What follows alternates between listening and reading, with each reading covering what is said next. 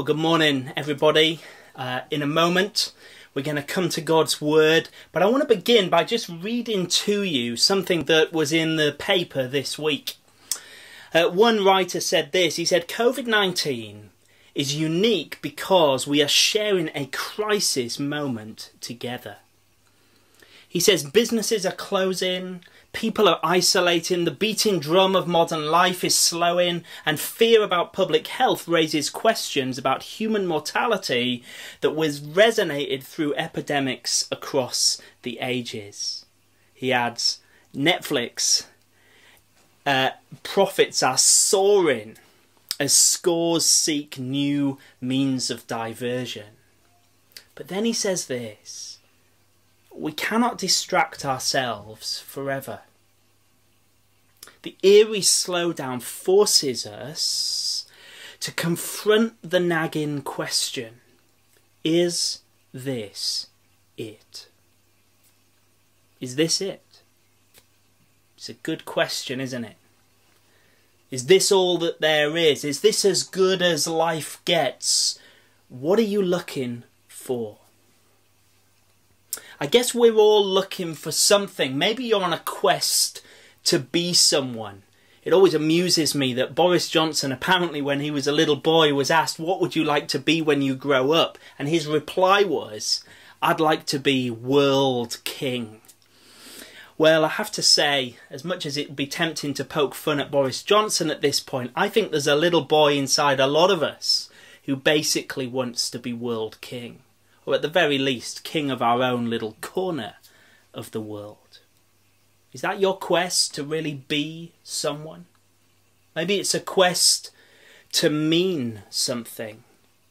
I have to say, in my own life, when lockdown hit and my plans and speaking engagements and meetings and the routine of activity, when it all stopped, for a moment I felt lost. I felt naked, dare I say.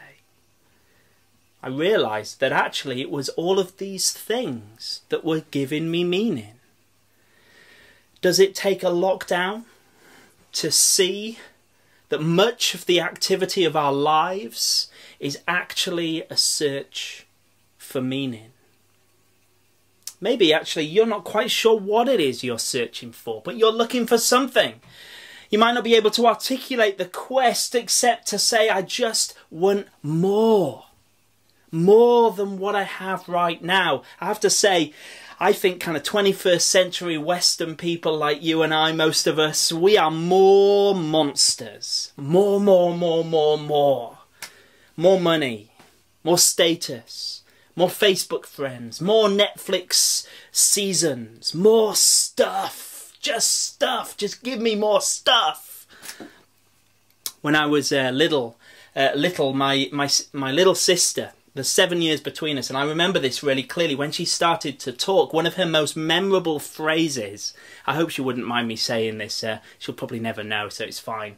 But one of her most memorable phrases was that if she was given a sweet, she'd say, whole packet?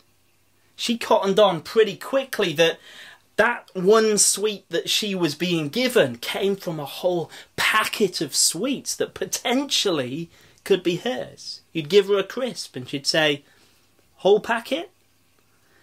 Man, I mean, how often is that our approach to life? Whole packet. Give me the whole packet, God. I want it all. Well, today's Bible passage, as we come to the end of our series in Exodus, it really focuses in on what it's all about. Whether this is all that there is, what it is that we're longing for. And it shows us that there is a far better and ultimately more fulfilling quest for the human heart. There is a deeper longing. There is something underneath, something driving all of the dreams that you and I have.